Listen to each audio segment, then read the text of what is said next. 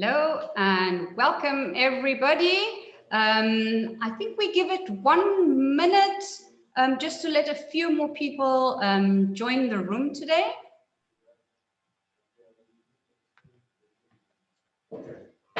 Hope everybody's having a good day so far, wherever you are dialing from. Now, do you think we need to give it another minute or so, or do you think we should? Yeah. Yes, absolutely. Yeah.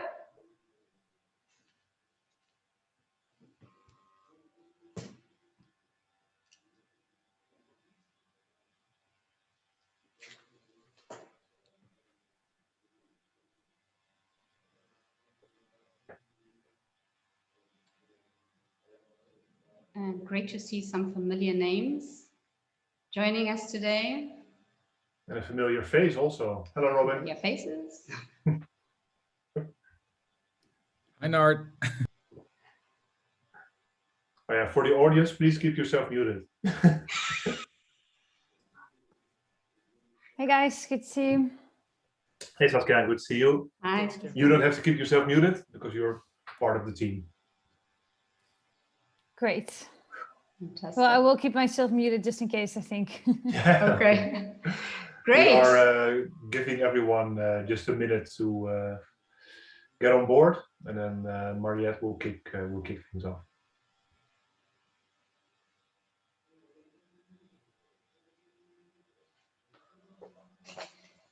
Okay, we are 2 minutes past and we've got a lot to go through. So welcome everybody for joining this webinar on ecosystem innovation in personalized nutrition.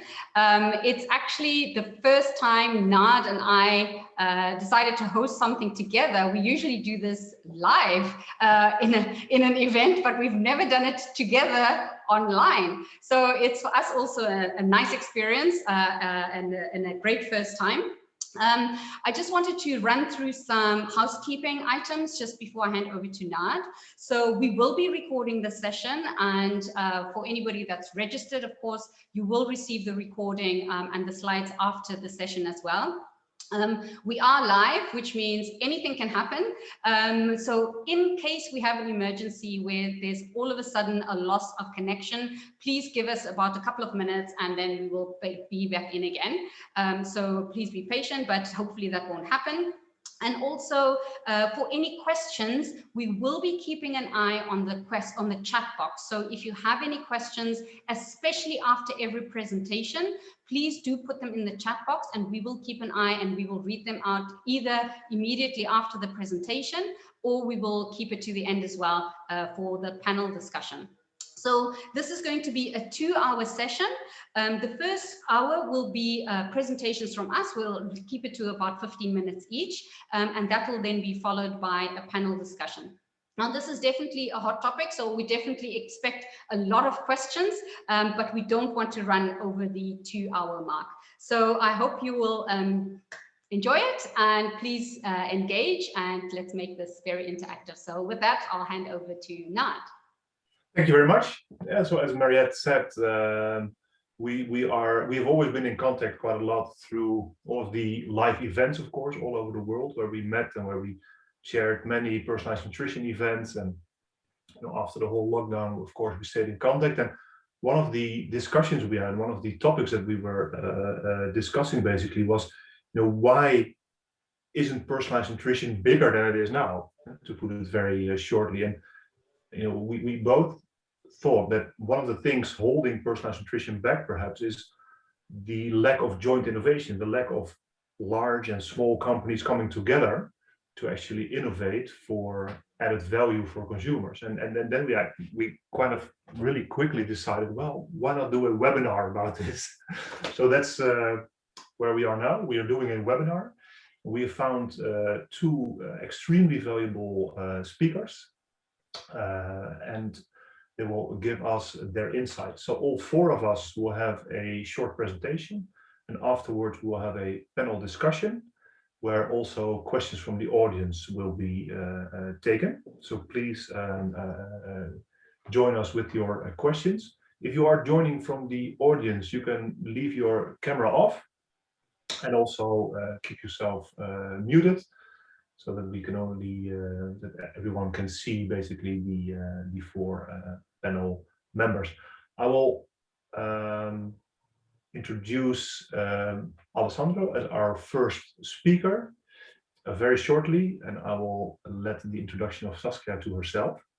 So Alessandro will join us from CAS Business School in London, where he's actually teaching about ecosystem innovation.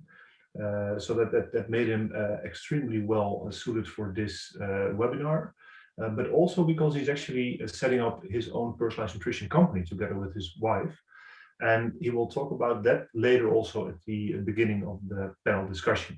So with this short introduction, I will hand over to Alessandro for his presentation.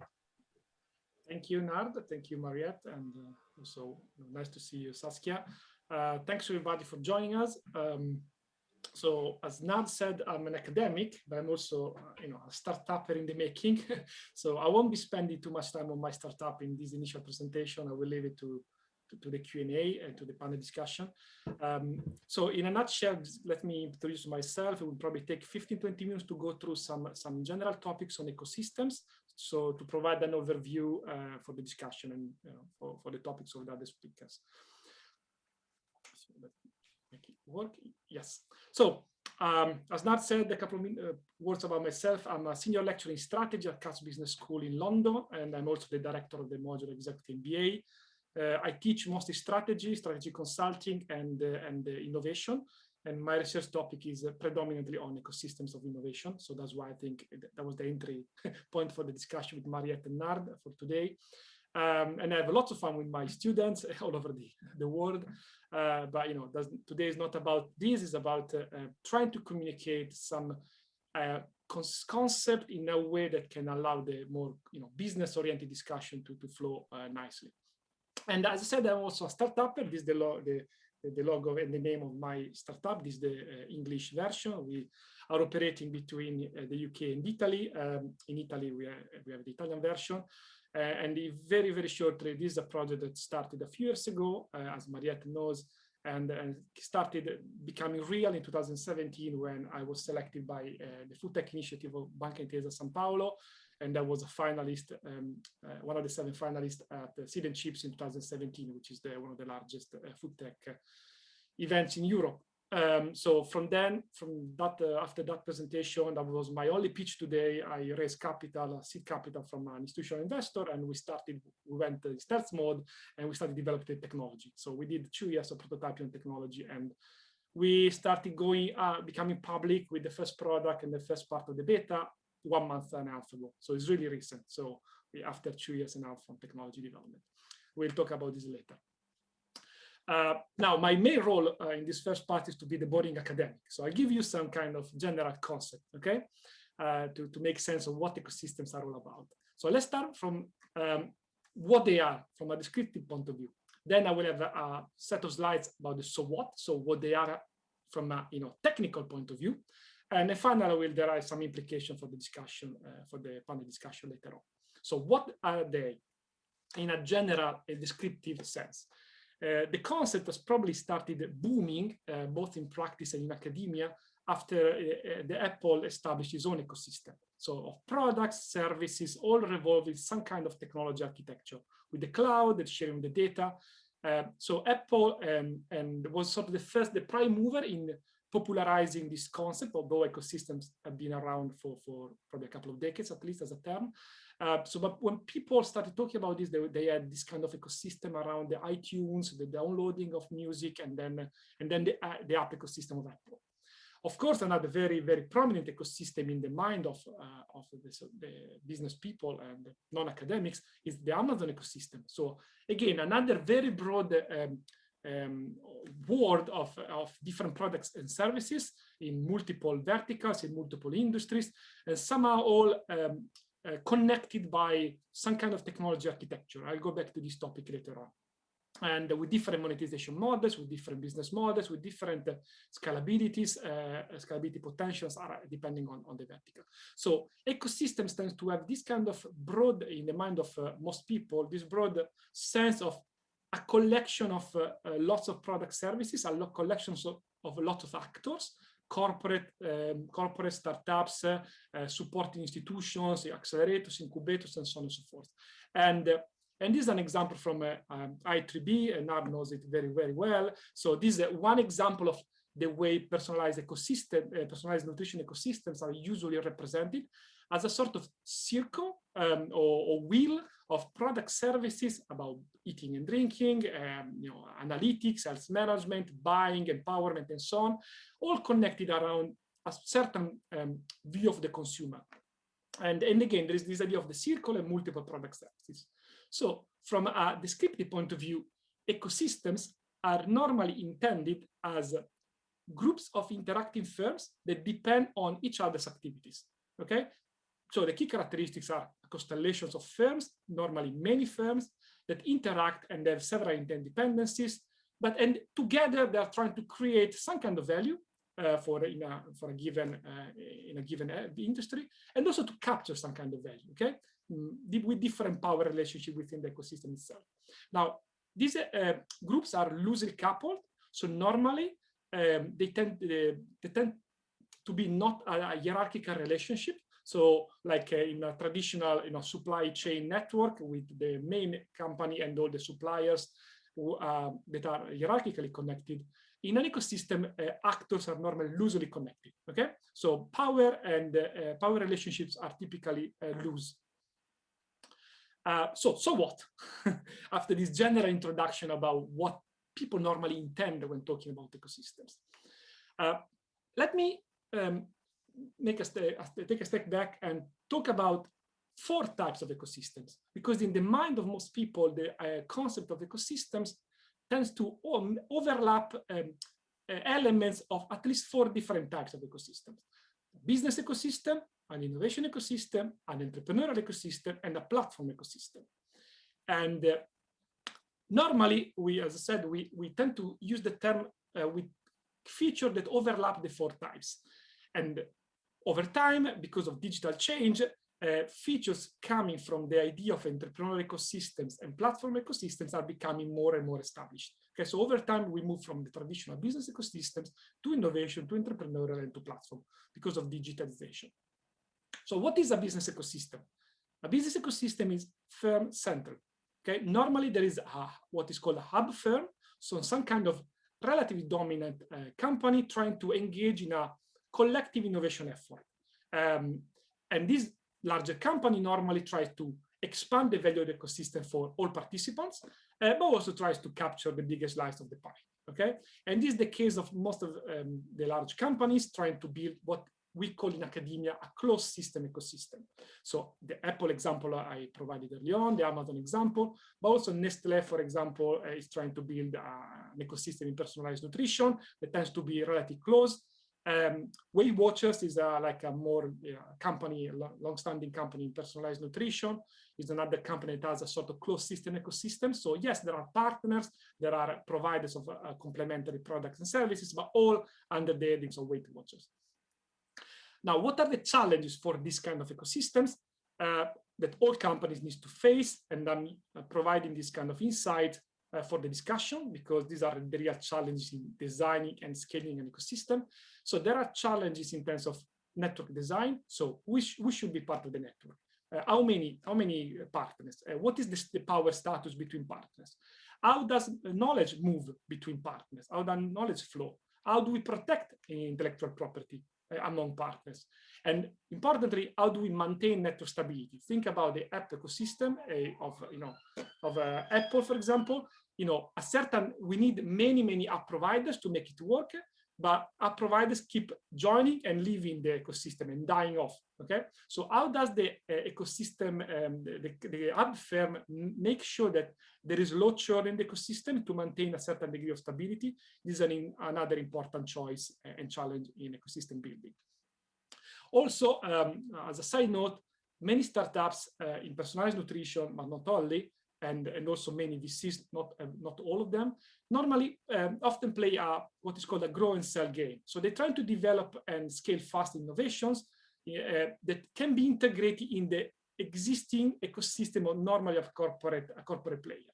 So, and the idea of open innovation, which is very popular, is partly the flip side of this coin, because corporates try to somehow open themselves a little bit, but not too much, trying to integrate ideas and ventures coming from the outside. So this is the perspective of the business ecosystem, which center on the hub firm. Innovation ecosystems instead focus on a focal innovation for the consumer. So focus on how we can bring together different companies, different partners, and different institutions or supporting actors to deliver a customer-facing solution. So the focus here is not so much on the central hub firm, but is on the network of collaborations to deliver an innovation. This is we call them in academia open system ecosystems. And one example in personalized nutrition is CRISPR. Nard and Mariette knows it very, very well. Is a project that came out of the European Union funded research grant, and then developed into a platform for sharing data and trying to bring together different players in the personalized nutrition ecosystem. So this is open system. So CRISPR is not actually telling others what to do. They're providing the platform, trying to make them collaborate. What are the challenges in this kind of ecosystems? First of all, on top of the other challenges I mentioned for business ecosystems, the organization or the organizations at the center of open system ecosystems needs to make all the participants aware and conscious of the mutual value that they can create together. This, for many smaller companies, is quite a challenge. They also need to maintain engagement among participants, again, very costly in terms of time and resources. They need to try to create, to matchmake, to create relationships between participants. And again, there might be a lot of interest at the beginning, but then interest tends to fade off over time. And also they need to spend the time and resources trying to monitor compliance and against free riding, because participants might benefit differently from the value of the innovation ecosystem. And to conclude on this part, normally these innovation ecosystems like CRISPR revolve around the research institutions, consortia, but also partner multiple corporates joining forces together. What are instead the entrepreneurial ecosystem? Third type. Entrepreneurial ecosystems normally focus on supporting systems. So it's sort of complementary to the idea of innovation ecosystems, but here the focus is on all the supporting institutions and players that provide an adequate education policy and economic environment. This idea of ecosystems is an evolution of the concept of industrial clusters, which has been around for decades, and also regional innovation ecosystems. And the emphasis is on the role of public actors. So in personalized nutrition, for example, the EIT food initiative funded by the European Union is this kind of entrepreneurial ecosystem, so trying to bring together multiple supporting actors, VCs, but also incubators, accelerators, and different government agencies around Europe to make the ecosystem of personalized nutrition and more generally food tech evolve over time. Finally, the fourth type is platform ecosystems. This is the more technologically oriented idea of ecosystems, and revolves around the importance of technology platforms and their complementors.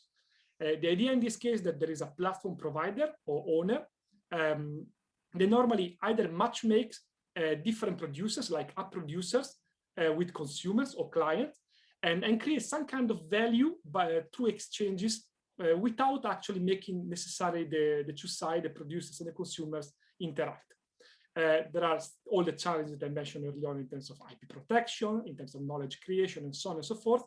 But the one important element of this concept of ecosystems is the importance of data exchange and feedback, and also the importance of standards and interfaces. Normally, we call them APIs, so technological interfaces for sharing data and sharing interactions between the parties. One visual example this is a little bit old, from 2015, but it's a powerful image. This was an analysis on over 100 categories in the US, and you see the sort of Amazon ecosystem versus the Walmart ecosystem in terms of size of APIs. So our Amazon already 6 years ago had a huge number of APIs all connected in the technology infrastructure of this ecosystem versus Walmart, which instead is a sort of latecomer to the game. So in platform ecosystem, this API idea and the technology architecture is really, really important. So now what? Let's move to the final step. So I presented 4 types of ecosystem with different conceptualizations. Now, so what? So what is an ecosystem with a proper definition? An ecosystem is a set of collaborative actors that have varying degrees of multilateral, so multiple connections, non-generic complementarities that are not fully hierarchically controlled, the idea of the hub firm that is leading but is not controlling all the other players, and rely on technology-enabled modular architecture with standardized set of rules of engagement, standards, and codified interfaces. So what are ecosystems from in terms of ways of organizing the market? You see on the slide, on the left-hand side, there is the typical horizontal supply chain relationship. So suppliers feeding to the focal firm, and the focal firm providing value to the final customer through arm's-length transactions.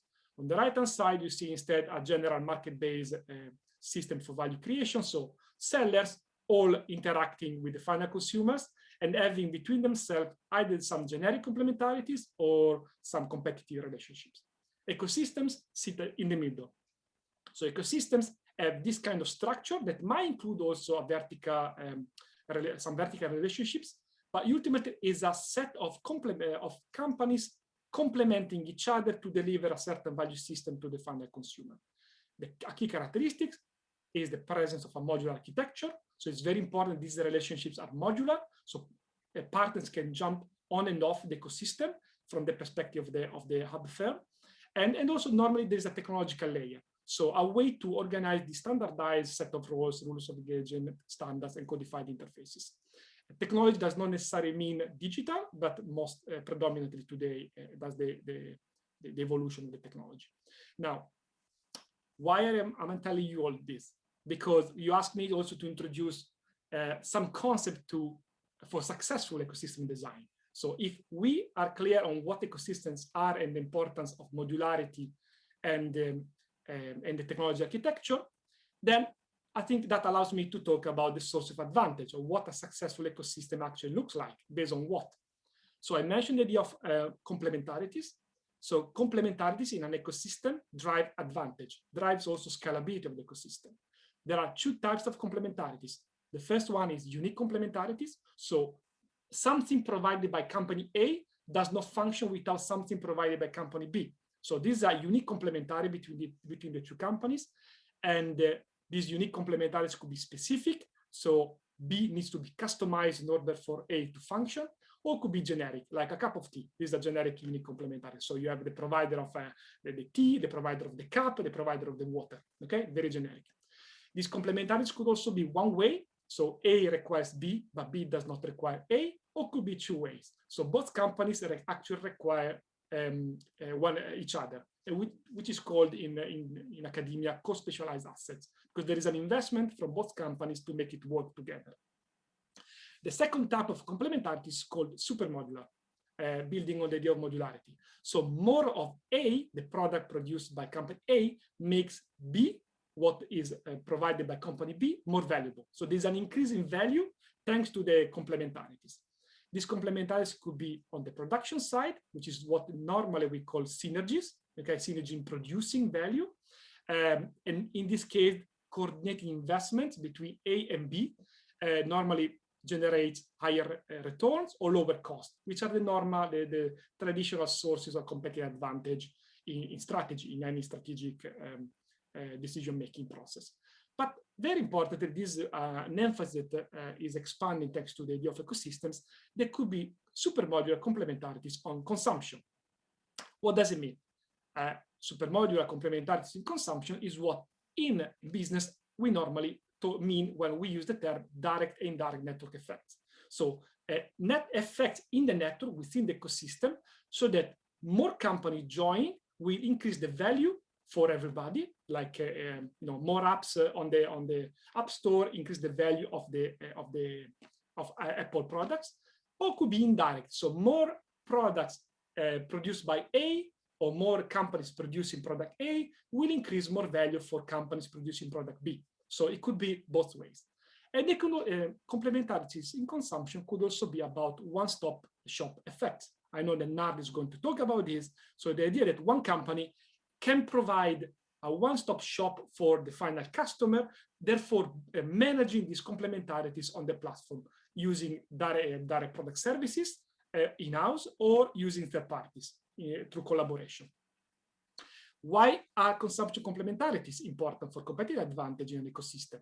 Because these consumption complementarities enhance customer value, first by increasing adoption.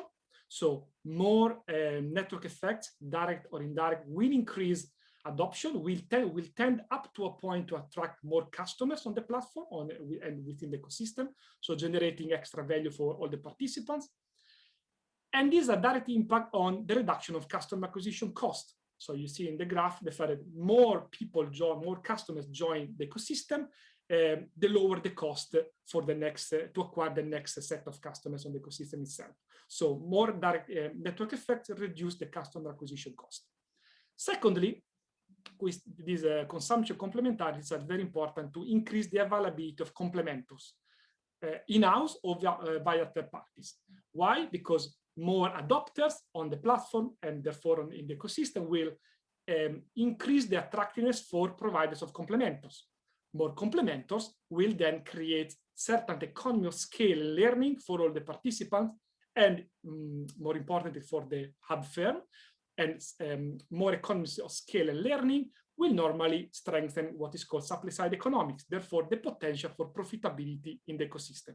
Because otherwise, lots of initiatives in ecosystem building are about value creation, trying to increase the value for customers, but ultimately there's no capturing, okay? There's no profitability flowing to the bottom line. This is one example of what Amazon is, for example, is doing, and I'm about to conclude, because Amazon building on this one-stop shop approach and building on this modular architecture and building on this technology layer in terms of data sharing and so on, is now finding it easier to enter into new verticals, including telehealth. So you can definitely expect Amazon sooner or later to enter into personalized nutrition if the industry evolves and expands, because it's easy in terms of data to build connection, build synergies in production and complementarities. And the same applies to other large techs. So to conclude, one final point on data, because I mentioned the importance of data for ecosystem building and scaling. So data are everywhere. I think Saskia was, in a discussion, she was telling me, data are, everybody's data to do what, okay? So how can we actually monetize on the data? So data are definitely very, very important to build and scale the ecosystem, to make knowledge flows and to make it more attractive for customers, but also for providers of complementors. But to do what? So, and data also creates a lot of implications from privacy. I know that Mariette has lots of work on this, but to do what? Now, you see this a screenshot from quite an interesting article on the importance of big data and artificial intelligence in changing the landscape in food tech. Now, I would assume that most of the participants today have some kind of interest and understanding in this big data and artificial intelligence. But why does it matter for successful ecosystem building and scalability? Now, I leave you with this slide. Now, this is a very interesting model about the business importance of artificial intelligence. Now, artificial intelligence is a sort of family of statistical devices, okay? So it's an advanced kind of term for business intelligence based on statistics. So it's the idea that we use the data to do something and predict something else. So the real value of data and artificial intelligence is in reducing, from a business point of view, is in reducing the cost of prediction of a task. So if there isn't potential to reduce the cost of prediction in a given task in an ecosystem or even within a company, there is no actual value in the artificial intelligence. There's no value in having more data. Actually, there is a cost because more data create redundancies, create confusion. So there has to be an effort from companies trying to build an ecosystem to identify what kind of tasks can be predicted and where there is potential to lower the cost of this prediction. And now the other interesting bit is that this prediction could be both on the production and the consumption side. So data could be used to lower the cost of prediction in producing something, anticipating trends, anticipating, streamline the supply chain, but also predicting marketing, predicting consumer behavior, tapping into latent demand, and so on and so forth. The other key element of this model is that, yes, we can perhaps reduce the cost of prediction through AI, but that also increases the value of judgment. Okay, this is very important. This is often missed by business conversations. What does it mean? That the lower the cost of prediction, the higher the value of strategic decision making, because making sense of the data to act upon the prediction, it becomes even more valuable. From a consumer standpoint, this is also important because if I lower the cost of prediction for a consumer, for example, meal planning, okay, that will make the judgment of the consumer even more valuable. How do we choose among different meal planning systems, for example? How do we choose between different meals within for next week, and so on and so forth? So there is a whole idea that the more we use AI to reduce the cost of prediction, the higher the value for consumer empowerment. And personalized nutrition, as far as I understand it today, is all about empowering consumers to make smarter choices, but still in search of the right economics. So I leave it here with a few summary points to wrap up. Building a successful ecosystem for personalized nutrition requires, first of all, choosing where to position the ecosystem in terms of closed or open system, designing an appropriate modular architecture, and establishing an adequate technological layer. Where to position means choice in terms of balancing collaboration and that should have been competition, apologies, collaboration versus competition. And the appropriate and adequate means that to be scalable and sustainable, ecosystems require non-generic complementarities, super modular tend to be stronger, standardized set of rules of engagement, standards, and codified interfaces, availability of complementors, and a clear data strategy to enhance consumer empowerment and strengthen prediction planning, both on the production and the consumer side. I think I'm done. Thank you very much for your attention. Hopefully it was useful to sort of build the architecture for the conversation.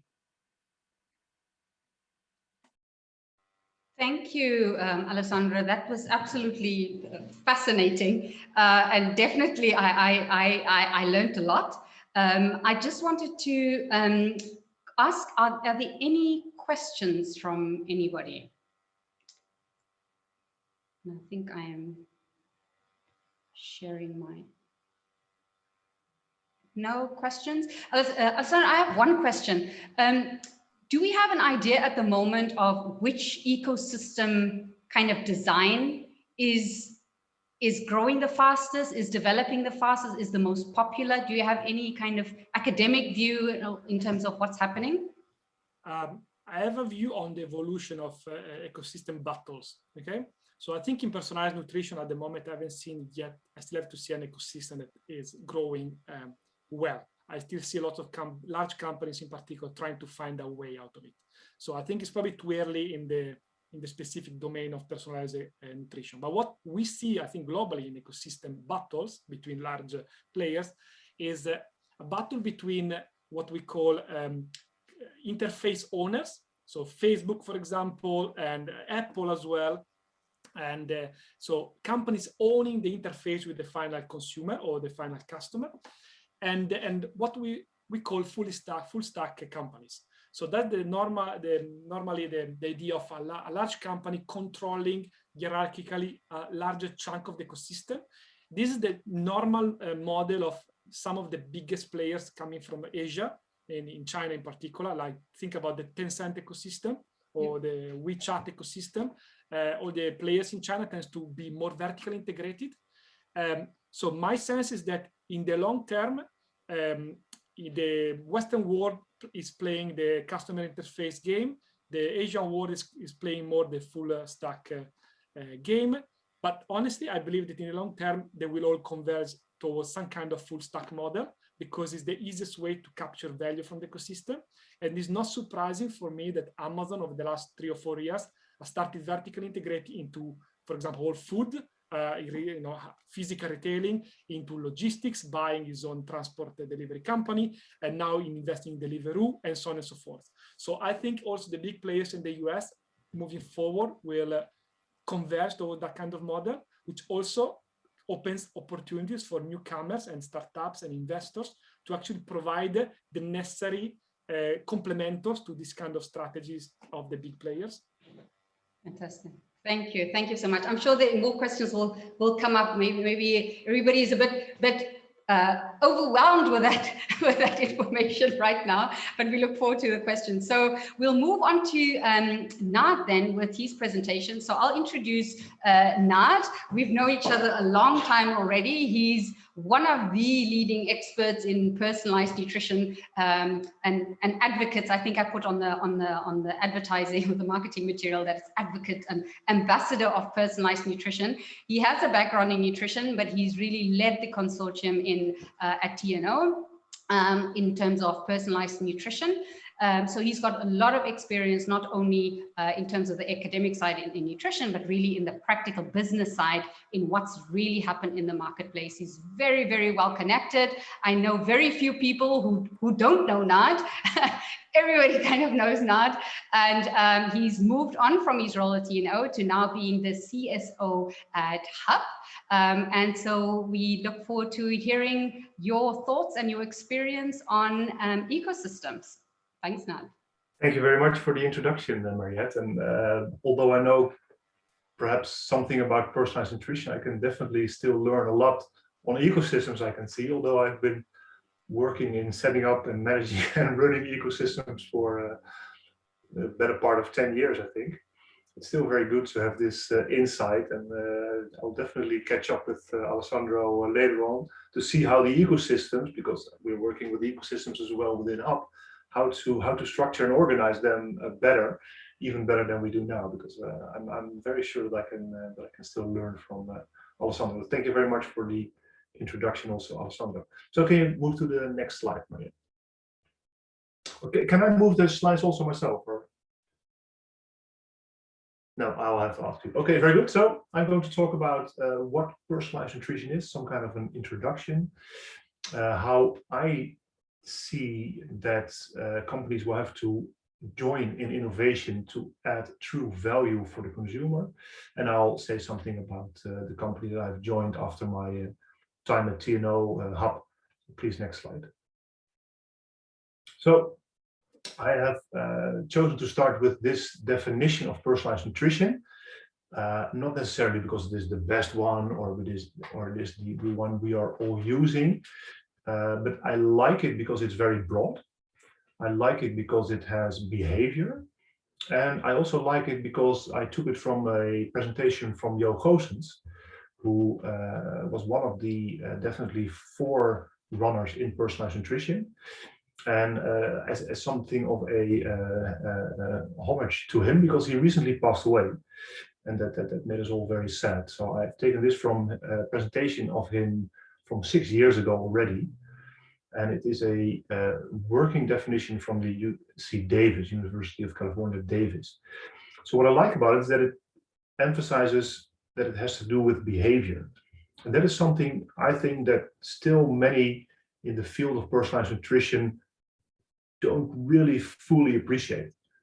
That I sometimes call it the technology trap, that a lot of emphasis is on how to get the best picture of someone's health via DNA analysis, via all kinds of omics technologies, really high-tech, biotech, wearable devices, etc., to get the best possible picture of someone's health and someone's future health, then to get the very, very best engine, the very best algorithm, decision tree, whatever, to give someone the very best personalized advice.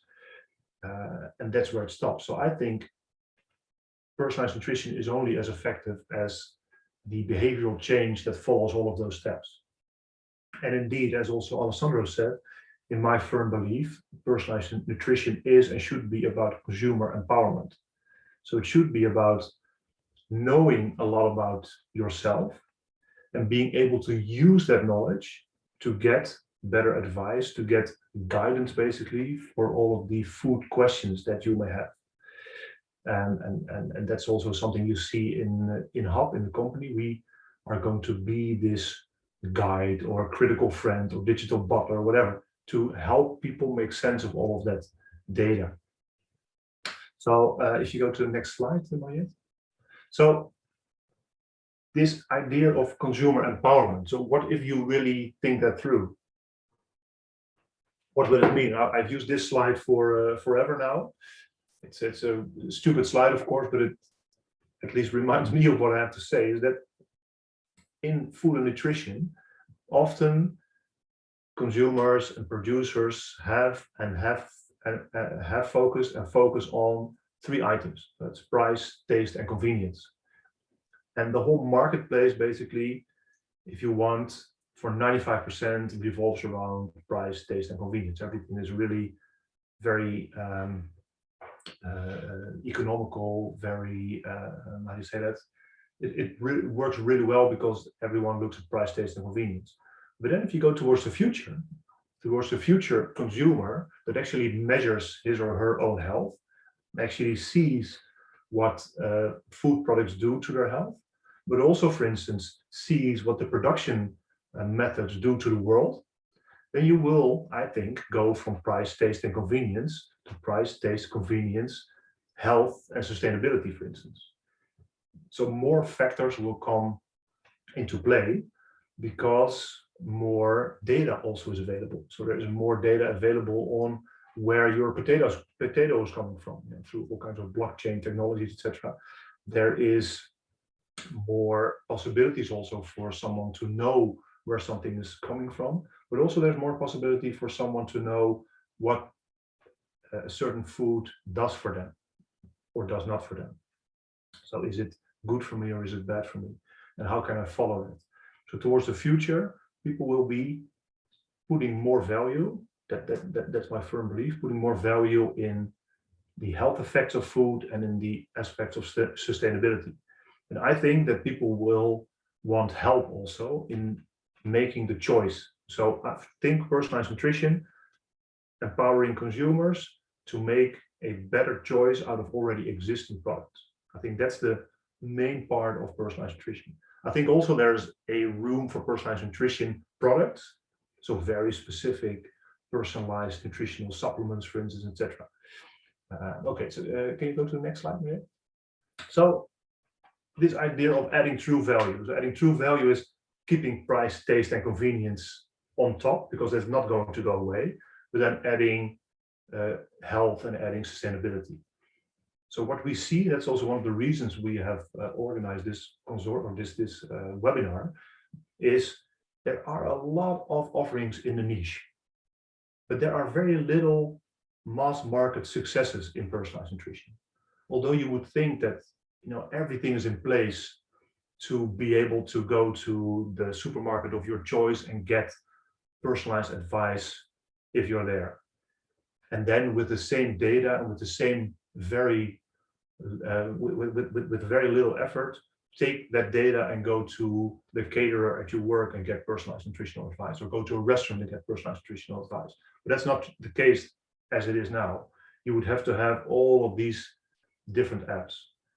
So I just listed some companies I very recently have been in contact with who do something in personalized nutrition. So this is definitely not a good overview or like a cross section or whatever. These are just companies that popped up when I made the presentation to show there are many. I mean, I know Mariette has this overview of personalized nutrition companies. She will also tell you about her database of personalized nutrition companies. I mean, there are dozens, hundreds of personalized nutrition companies, but they're all niche and not yet mass market. So can you go to the next slide, Mariette?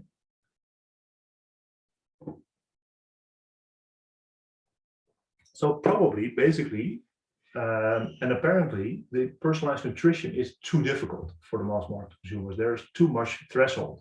The gain-pain balance is off. It's too much hassle for the benefit that consumers see. And I would like to change that. And as Alessandro said, I think what is needed is this one-stop shop. What is needed is this platform where consumers can go with their personal data and get advice across multiple channels. But how will that emerge? How can that be crafted, basically, such a platform that must be with companies, willing companies, innovating together and joining and being complementary to each other. And that is actually this ecosystem innovation that we're talking about. And that also leads us to, let's say, the next slide, which is on Hub, on the company that I'm working for now. Can go to the next slide, which, oh, I hope that there's a next slide still.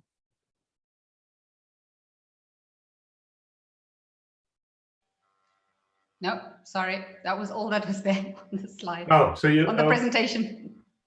Okay, so yeah, well, there were some more slides on Hub the company, but that doesn't matter because I know what I wanted to tell. So what we want to do at Hub, basically, we want to be this guide, this critical friend, this digital butler for people that are interested in making better food choices based on their personal profile. So in our vision, people can use their personal profile to get access to information on better food choices. And better food choices are better food choices regarding health, but also better food choices regarding sustainability, for instance, or CO2 footprint. And the way we see that is that people can actually have their own personal profile, they have their own data profile that is stored somewhere safe. So either on your own device, for instance, or somewhere in a digital health vault.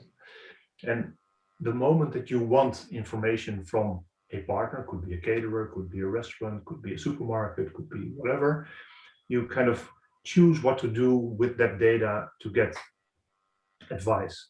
So it's not so that Hub is going to sell that data to everyone. You're using it wherever you want in the situation that you want. So Hub could be, let's say, this one-stop shop or marketplace of personalized nutrition where you go with your data and get advice on where to go for the best possible food purchase or the best possible advice. And to do that, we are working with companies that are in setting up these ecosystems to innovate together to see how you can add true value for consumers. So really adding value not only in price, in cheaper products and tastier products, but really products that add something for your health. And then to see how to distribute that value to become economical value, to distribute that amongst the partners. So that's what we are setting up. So on the one hand, it is a consumer-facing app. On the other hand, we have a content platform with all kinds of food-related content to entice consumers, to help consumers make the right decision. And then there is, let's say, the ecosystem innovation part. So those are the slides that were missing. So that also concludes then my presentation. Thank you, Nard. I think we may have one question. Yeah, I see. Okay. One of the questions are, what are the dangers you see in developing personalized nutrition ecosystem startup? Maybe you can talk to that from your experience at Hub. Yeah, so the dangers are, so you are always empowered by, but also limited by the partners that you have. So in the perfect world, you would have a platform where every food manufacturer, every retailer, every restaurant, every caterer is present, and you have access to all of their information so that you can link the personal profile that someone has to all of those possibilities. That's not the case, of course. So in the beginning, you really have to make very thorough decisions and good choices on the partners you're going to work with. That should be trustworthy, that should be willing also to work with you in an open and transparent manner, and also extend that transparency and trust to the consumers that you work with. So I think the first thing, because you're starting small and then want to grow, the first thing is with whom are you going to do that? I think that's one of the difficult parts of starting the cooperation with companies. And then I think that's something I actually wrote that down also. That's some of the things that I have learned also from experience, to really very clearly define the common goal of that ecosystem, and also find partners that are complementary to each other. And then there's the whole, let's say, practical rollout of an ecosystem, which is also always horrible. Great. Thank you. Any other questions for Nard? Okay, let's just see. So there's one question regarding data sharing and data protection between companies. Yeah, absolutely. So that's something you really have to very clearly discuss. And let's say within the companies and within the ecosystem, that's one thing, because you're transferring data and sometimes you're transferring sensitive data. I think the most relevant part also there is to also make that very clear to the consumer. So there's a data exchange perhaps, but how does it benefit the consumers? If you can explain the benefit for the consumer, I think data exchange is not a problem, but can be, let's say, an asset. So what we used to say at TNO always is you have to design, with privacy in mind. So privacy by design, basically. So from the beginning, you start with, you need privacy for consumers, and how can you design your company around that, not the other way around. It's a bit of a short answer, but I hope it makes sense. Great. We have another question, is what kind of personalized advice are you thinking about giving? And is there already enough data to make these types of advices based on personal data? Actually, two questions. So what kind of advice? So I think the answer would be the advice the consumer is waiting for. So it's a bit of a trick answer, but I think it's very important, because I think it is extremely important, and we didn't go into the detail of personalization, but I think it's extremely important to link to the needs of your consumer. So for me to decide what the best answer is for you is not my job. I have to ask you. So then to the second part of the question, so how much data do you need? So basically what we are working on, and I think that's a very good idea, is to be able to give personalized nutritional or sustainability advice based on a very limited set of input data, and then growing that to a very large set of input data. Because what we see also in research is that the level of personalization and is not, for the consumer at least, so the perceived level of personalization is not dependent so much on the input parameters. So I can measure everything from Mariette, so DNA, metabolomics, psychology, everything, and I can give her the best personalized nutritional advice. I can also just, know her age, waist circumference, and height, for instance, and also give her a personalized advice. And for Mariette, the difference between the two is not as big as we think. One question, and then we'll leave the others for the panel discussion. One question is, do you have, I know you're quite early within Hub, but some idea of impact in terms of studies? Yeah. No.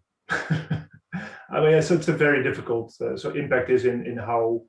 I mean, I can answer it from the academic side. So from the research, we see that personalization usually works, right? So usually it has an effect.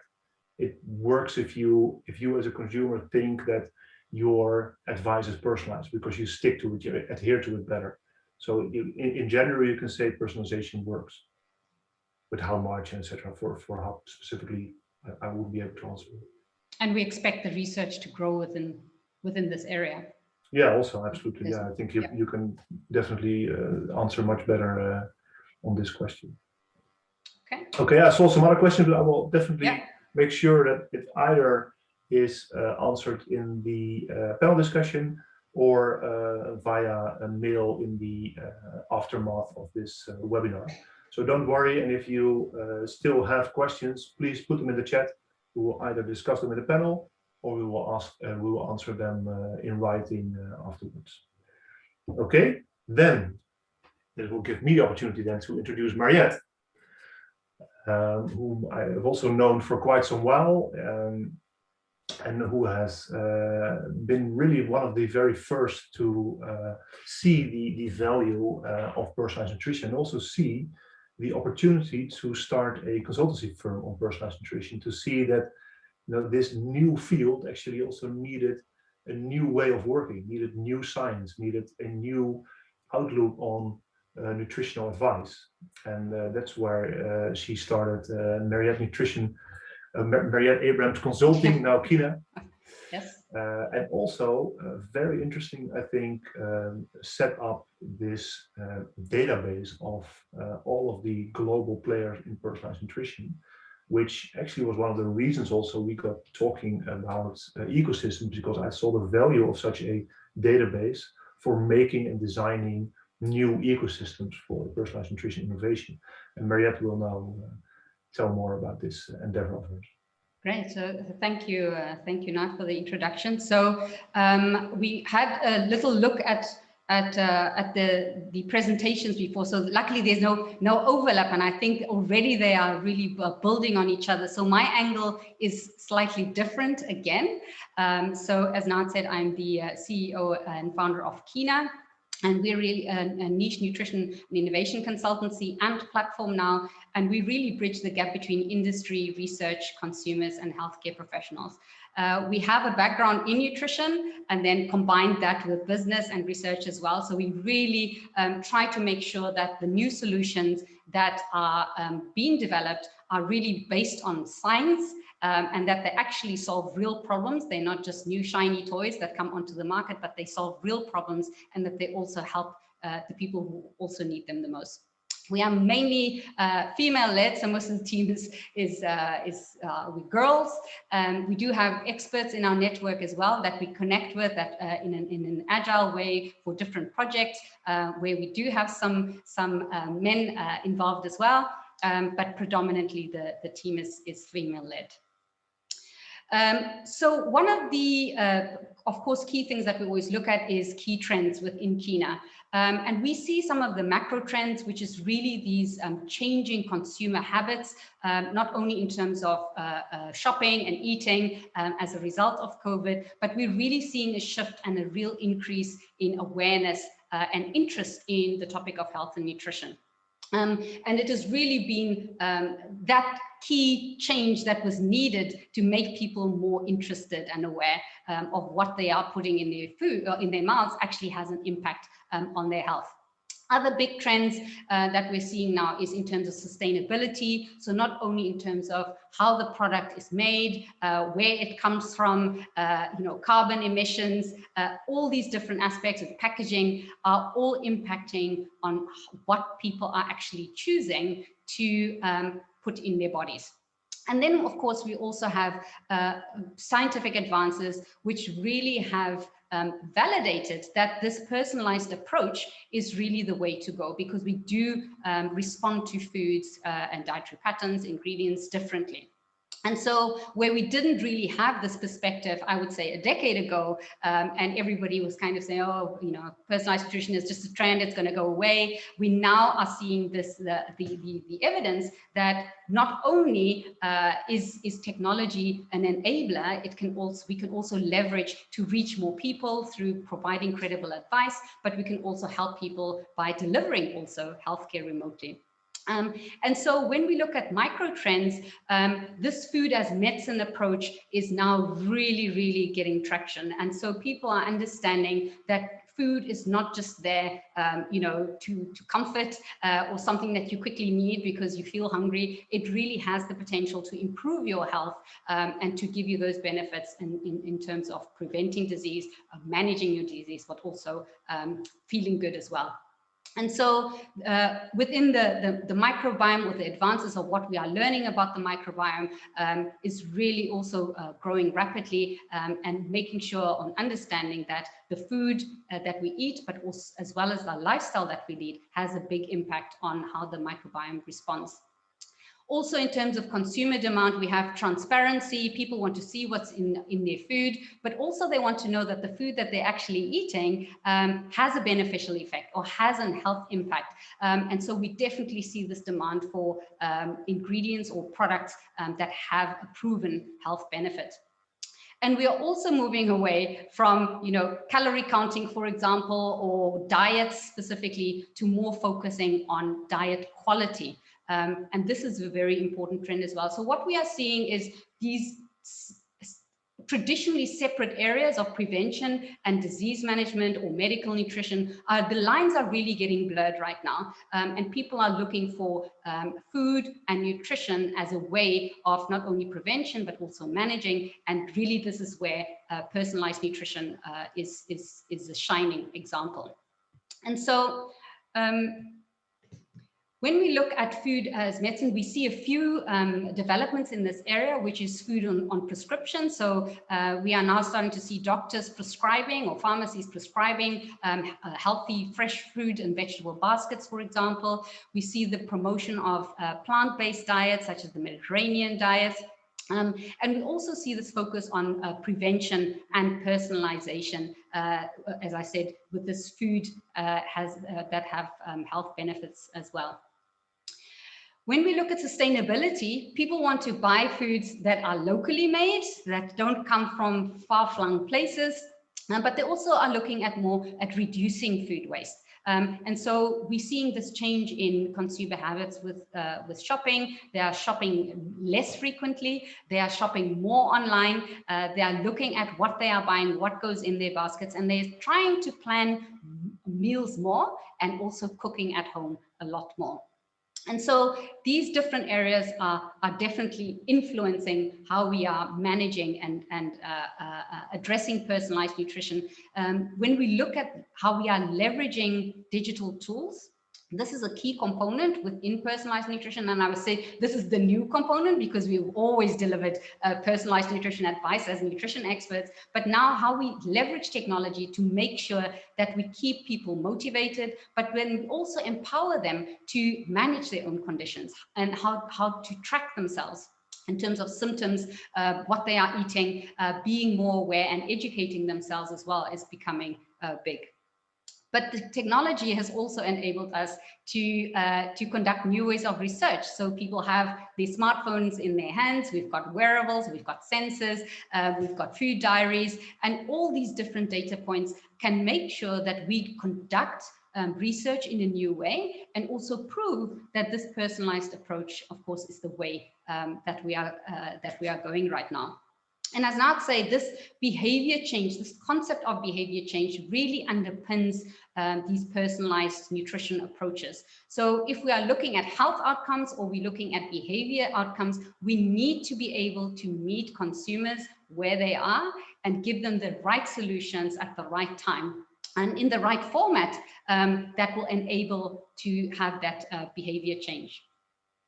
So this new value chain within personalized nutrition means that the consumer is really at the beginning of the value chain. And so they will be able to submit their data or share their data. This then needs to be analyzed.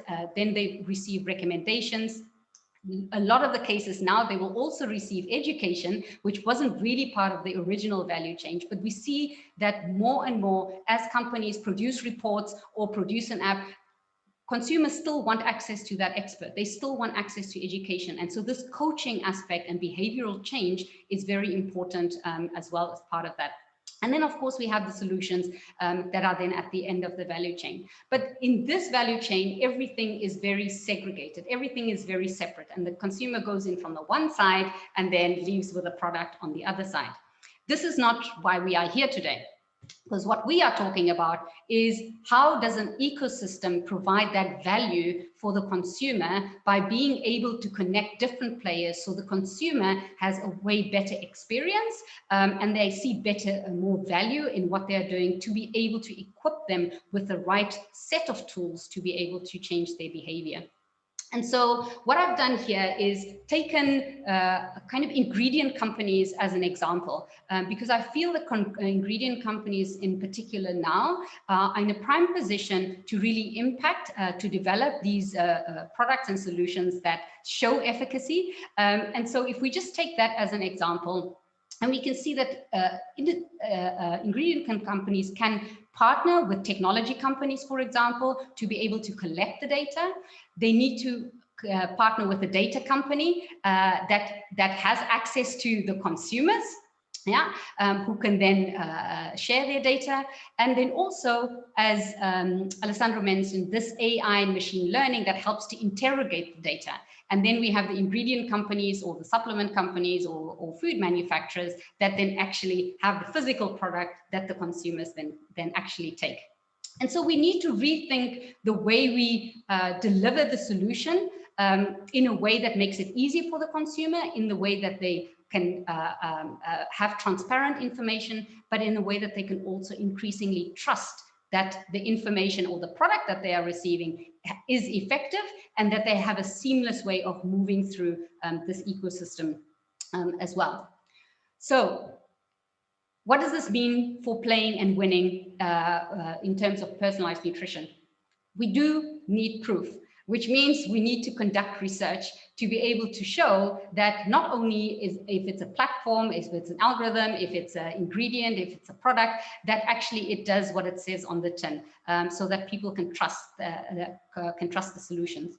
We need to really leverage the technologies, and we need to understand the consumer behavior. So just because we think this is what consumers will do or how they'll use a product or a solution, it might not be the case. And so it's continuously re-evaluating within the ecosystem to share these kind of insights and data to evolve how the solution is being developed for the consumer as well. And of course, it needs to be easy, because if it's a very complex solution, consumers need to constantly phone the helpline or email or speak to the expert. That is going to hinder consumers from adopting these new solutions, but also helping them to change their behavior. And so these, I think, are 4 key components to be able to win and play within an ecosystem within personalized nutrition. And so if we look at some examples of how this is playing out in the marketplace, of course, there are a few examples, but I've just taken ingredient companies as a starting point. You can partner, if we take Alessandro's example in terms of the types of ecosystems, you can have an ecosystem where you actually prove efficacy. So we have here Insight Tracker, which is a metabolite company. They provide personalized dietary advice via their platform, have teamed up with BASF, which is an ingredient company, and they looked at the impact of a stanol, a supplement on blood markers. And so what they did was Insight Tracker has already got access to consumer database, and therefore they used it as a remote trial to then prove that the ingredient actually has the effect, and they actually published their results as well. Coming back to research is important, and publishing the results is definitely important. Then we have an example of a data generator. So here we have Montelueda, which is a Spanish ingredient company. And what they did is they teamed up with a technology company, which created a behavioral change app. And then in that way, provided this as a solution to the customers of a food retailer or of a retailer as a weight loss product. So essentially what you have an ingredient that was put into a product that consumers were already buying, and they had an accompanying app which helped them to change their behavior. So not only did they see then the results in terms of the weight loss, they also helped to change their behavior and be more aware of what they were doing. So it's a different way of generating the data, or a different way of how ingredient companies are playing within this ecosystem. In this case, ingredient, tech, and the retailer were in the ecosystem. In the next one, we have an American company called Longevity, and they really have a system where they provide not only personalized nutritional supplements, they also have health kits, they have meal plans, they deliver reports, They also have teamed up with a company that delivers meal kits, that actually delivers the food, and they also have a coaching service. So if you have a test done, you can also have a consultation with a nutrition expert or a health coach to help you to make those behavior changes, and the data is interrogated by AI and machine learning. And then we have Indina, which is an Italian ingredient company that is also now part of the ecosystem. So within that, you can see the ingredients will then also be used to then see how the individuals are responding on an individual level to these specific ingredients, looking at health outcomes. So ecosystem in a different way, but still the ingredient company becomes a contributor to the data. And finally, we have DSM. DSM has taken the all-in approach, so they provide an end-to-end solution, and they actually own the whole ecosystem along the value chain, where some of the companies that they have acquired then are part of that ecosystem. So starting from ingredient companies for ingredients, to actually providing the testing, to providing the analytics and the recommendations, providing the coaching via the Ava platform, for example, or having the final product in terms of an actual supplement or device as well. So different ways of creating an ecosystem, different ways of playing within the ecosystem, but this is definitely the way that personalized nutrition seems to be heading. So what we've done at Kina is create a platform where we have mapped out the competitive landscape within personalized nutrition and provide that on a subscription basis. So you will be able, as a member, to be able to access market insights in terms of how the market is evolving or growing. You can see how a segment is changing, for example. So are there more startups in one particular segment versus the other?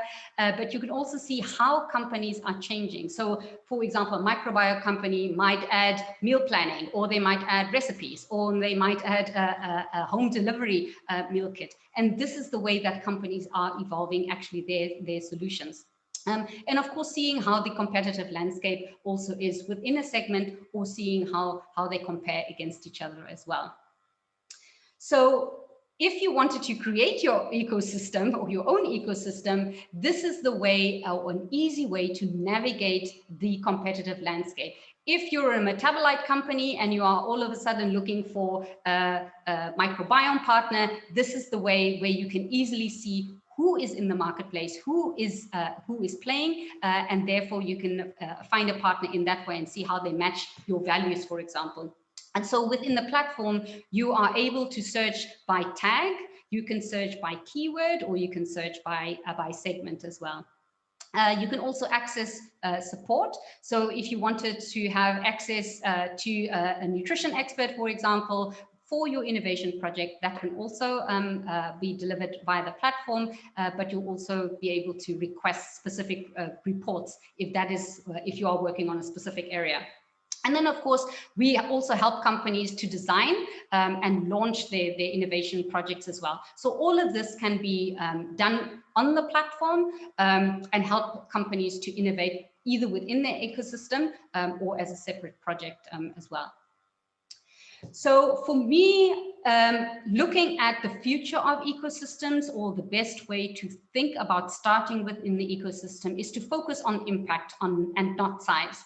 So this concept of, want to be the market leader or the biggest company, that is really because the industry is really made up of smaller players. And so the impact, if we think of the sustainable development goals, is we need to develop the solutions and have the data to have a real impact, to have a real health impact. And so we really need to solve the real problems of overnutrition, of undernutrition, of access to fresh fruit and vegetables, for example.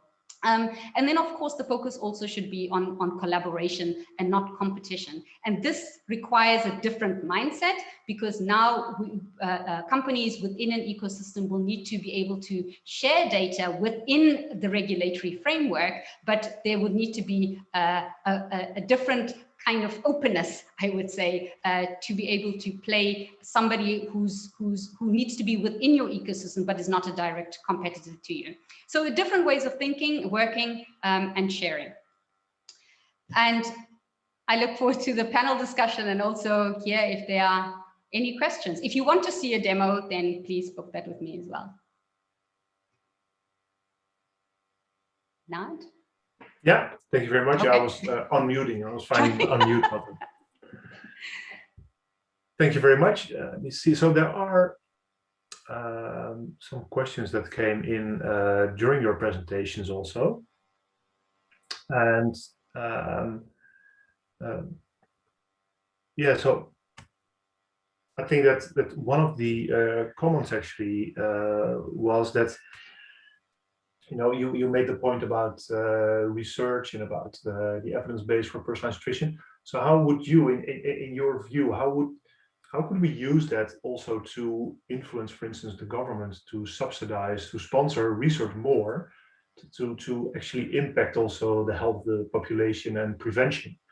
Yeah, and I think we are really at the beginning. I think the States is probably, the NIH has really made personalized nutrition a focus, and we just have not, as far as I know, we just haven't seen that kind of strategic focus and money poured into it on the European side, and that's what we really need. We really need the private and the public sectors to work together, but it needs to be representative so that we don't solve I would say maybe the less important problems. We really need to, at the moment, solve the problems about, you know, access to food, like food security, making sure that anybody can have access to a personalized nutrition consultation, you know, for prevention and for health, rather than having people to pay out of pocket, for example. So I think there's a lot of things that we can do, but we definitely need the data. So, but the data will only be more ammunition and proof that we need this personalized approach faster than we are doing it right now. Yeah. Also what you see, say in European and also national level subsidies, that there is some subsidy for, let's say, the scientific part, for the proof of personalized nutrition concept. I mean, the whole personalized nutrition and health consortium that I ran was, of course, subsidized by the Dutch government via TNO. But what you don't really see, that's really this application of that knowledge into a market and into a business model. And that is really something also that companies should lead and take their responsibility and take the first step. And that is something also that is, it is subsidizable, but less easy. And I think that's also, let's say, a gap between where we are now and what we should strive for. And I also want to add that this idea of this, you know, conducting remote trials or hybrid trials so that we can access more people and collect that data faster. If we make it easier to conduct research, and we use the technology, we leverage the technology now, it doesn't have to be as expensive, but we will have the proof much earlier to show this is what happens. This is the benefit that people can have. Now we need the bigger pots of money to scale it up, basically. But we should definitely take advantage of that. And, so I've got a last question, or second to last question, I see. And I'm sure you'll like the question, Mariette. So what's the role of health and lifestyle professionals within the ecosystem? Would it be interesting data sharing to and from healthcare institutions? So Yes. I mean, that's my one of my passions is that I always felt that, you know, the industry develops great solutions, but the healthcare professionals are involved too late in the process. And we can see also, I think it's some of the research that Deloitte did, that the solutions that are available right now, although consumers are interested, they are not using them. So something is missing. So healthcare professionals need the tools to help their clients to manage remotely, but the tools that are available are not strongly evidence-based, you know, or they are just not usable or user-friendly enough so that consumers actually like them and love them and want to use them all the time. So there's definitely a way that this gap needs to be closed between healthcare and healthcare professionals and being involved from the ideation phase, not just pull them in when you need to have the report explained. They really need to be involved right at the beginning, and that's across the board, from occupational therapists, physiotherapists, nutrition experts across the globe, definitely. Yeah, so we can recommend them earlier. Let's also bridge to the last question before we go to Saskia, and that is how to also cross the bridge, so we may call it that, towards the low socioeconomic status groups, because that's always also a challenge, of course. Correct. And I think we need to make sure that we don't leave anybody behind. And this is a very, very important concept within personalized nutrition. It needs to be accessible. Having it digitally does mean that we can reach more people, but it doesn't mean that the algorithms are structured in such a way that it's inclusive. So if we're going to recommend, spinach smoothies to everybody for breakfast, if that's, for example, part of the algorithm, we really need to make sure that those recommendation algorithms are representative of the lower socioeconomic groups as well, so that we can feel that they are empowered, but also that it actually speaks to them and it's within the foods that they actually eat as well. And of course, the behaviors that we would like these consumers to adopt. And that may be different also from other consumers. That's perhaps the subject of our next webinar, Mariette, on inclusivity in absolutely in personalized one huge topic. Absolutely. Extremely interesting. Well, that leaves me to introduce Saskia as the last speaker of the day before our panel discussion.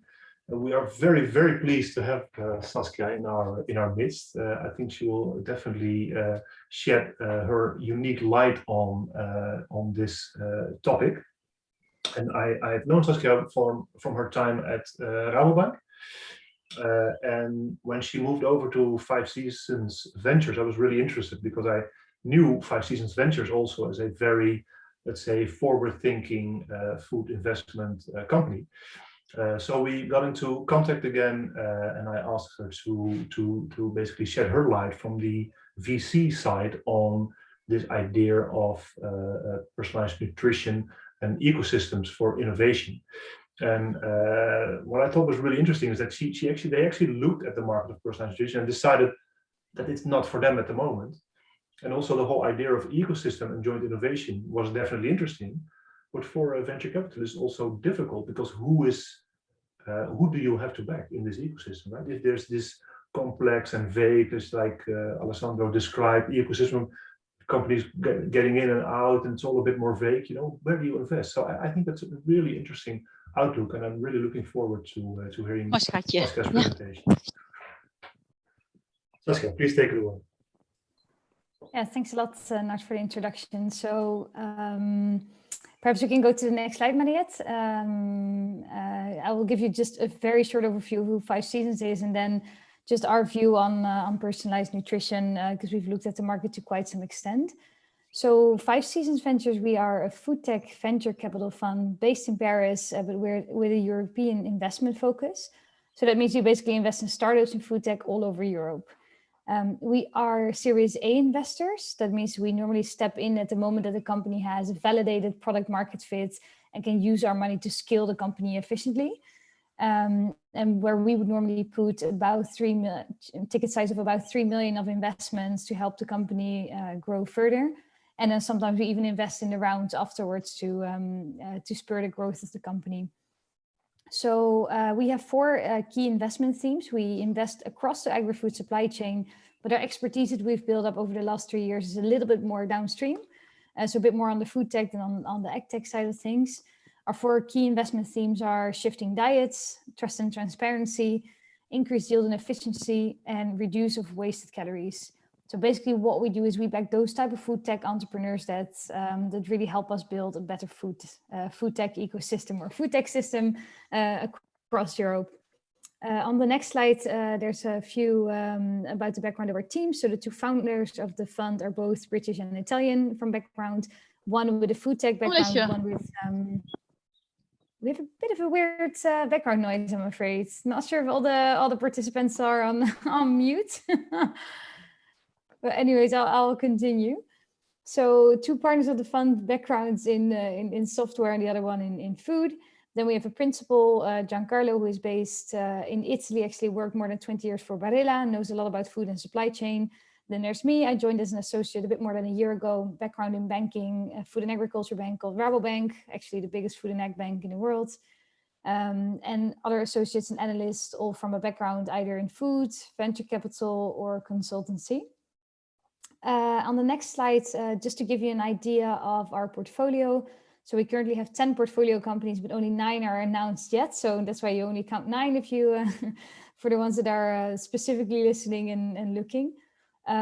Portfolio across Europe, we like digital native vertical brands. So we like companies with a strong direct to consumer component, because we see that there's a lot of value building the more closer you get to your customer.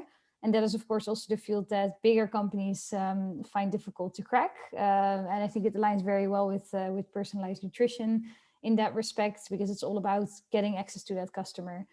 And I think other than that, we like to back companies can become a category leader in their fields. So whether that is meal replacements, whether that is sugar-free beverages, whether that is organic e-commerce, we really look into those companies. Who can we back with a bit of growth capital that really can become a number one in their specific field or region, and preferably also with technological barriers to entry. Now that is always a bit of a difficult thing in food. So therefore, because of course you can't really patent the recipe, but we do definitely see technical defensibility and access to customers through digital channels, and preferably your own digital channels. So about personalized nutrition, I think Nard already announced it. We have looked in the sector. We're still looking into the sector, because every time that we, Mariette, perhaps we can go 2 slides further. We work in a conviction-driven way. So the moment that food tech sounds like a broad segment, but actually, or a small segment, but actually it's really, really broad. So normally what we do is we study a specific subsegment, so whether that is supplements or esports or meal replacements or personalized nutrition. We study the market, we collect the market data, we try to speak to all of the players in the field, and then we see, is this the type of segment, and can we find the type of company that we want to make an investment, and then we see if we can generate a great deal out of it. So we have looked into personalized nutrition. We drafted what we called a point of view on the personalized nutrition market from our perspective as a venture capital investor. Now, it needs to be taken into account that we are a financial investor, so not a corporate investor. We're not a bank. We're also not an NGO. We're also not a fund. So we invest money with the idea that one day we will get a bit of that money back whenever that company, that startup, becomes big and either goes public through an IPO or gets acquired by a bigger player like DSM, BASF, etc. So we look into the market with a bit of a different commercial view in that respect, I would say. Looking into personalized nutrition, a few things that actually made us look into the market is because there's so much buzz about it. We believe it's also the future of food. It needs to become more personalized, because we all know that whole mass market, one size fits all, is not the future. And the market is growing. We found it difficult to size the market. So really to determine how big this market is, because it's in the intersection of tech, pharma, food, and a lot of verticals within the market. But rough estimations is that it would be about already 60 billion by 2025. But that is also when taking into account supplements. So like I said, we believe the market is big already and that it will grow. But of course, it's very difficult to define which aspect of this is really personalized nutrition and which aspect can a startup actually claim in this market. So how big can you grow a startup in this market? But all the numbers actually pointed to the right direction, that we think, okay, this market is definitely interesting. Looking into why customers actually would want to move to personalized nutrition from a customer perspective is that the perceptions of food is healthier is definitely the biggest driver. Now, I believe health is the new wealth. This whole movement of proactive health, the whole customer trends towards better healthy eating, accelerated by the pandemic, will definitely also spur personalized nutrition to a big extent. which makes it very interesting because it shows that there's definitely a demand for healthier food and that consumers see personalized nutrition as a means to an end, in that sense, to achieve better health. On the flip side, if you look into what makes customers reluctant to move to personalized nutrition, it's often the price, and it's often the data issue or the taste of the food. So we all know most of the supplements aren't necessarily a nice eating experience. I'm also not saying that personalized nutrition often is paired with food supplements, but a lot of business models actually have that combination of a data collector, recommendation engine, and a few supplements to kind of give you that extra bit that your data says you're missing, whether that's minerals, magnesium, vitamin C, whatever. But I found it an interesting barrier. And I also have to say that most of the startups that we've seen in the markets are quite premium, which indeed, I think Mariette touched upon the point that does this really lead to a more inclusive food system? I am not so sure yet. Perhaps on the next slide, I can tell you a bit more about the barriers to entry that we see in the market. Now, it's important to keep into mind that barriers to entry always are a plus and a minus for a startup to enter this market. A plus is, of course, that if you manage to get into the market, it takes your competition a lot longer to enter the market. But on the flip side, it also often means that you need to do a lot of more work, research, put money into it in order to build that company that actually can enter this market yourself. I think the most important barriers to entry is the fact that scientific evidence is not always pointing in the same direction. I think it's sometimes difficult what type of technology to pair with the type of personalized nutrition goals you try to achieve, because you can measure everything, but what is it that you exactly need in order to measure what you need in order to develop a good product? That's not always that easy as it seems, I think.